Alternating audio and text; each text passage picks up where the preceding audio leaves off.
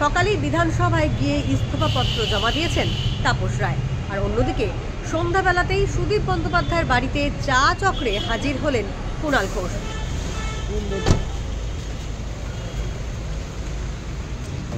কুণালদা ঢুকছে। সুদীপদা, আমি একটি ফোন পেয়েছি।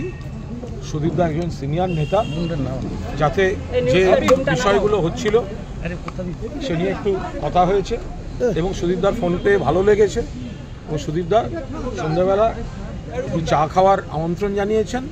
আমি সেই চায়ের আমন্ত্রণে, উনি সিনিয়র, উনি এমপি, উনি জেলার সভাপতি, কিছু কিছু বিষয় আছে সেগুলো, যদি পার্টিটা ঐক্যবদ্ধ।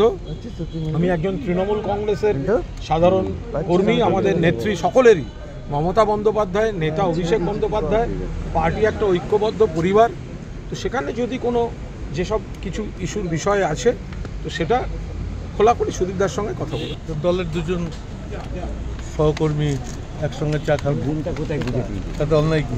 এদিকে তাপস রায়ের প্রসঙ্গে একটি বাক্য উচ্চারণ করলেন না সুদীপ বন্দ্যোপাধ্যায়। আমি এসব নিয়ে গত 4 দিনই কোনো কমেন্টস করিনি।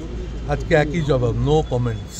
কিছুদিন আগেই চলছিল নানান চাপানুতর, এক্স হ্যান্ডেলে নানান রকম মন্তব্য, বিরূপ মন্তব্যের ঝড়, কিংবা সংবাদ মাধ্যমের মুখোমুখি হয়েও নানান রকম প্রতিক্রিয়া জানাচ্ছিলেন তৃণমূলের এই নেতারা।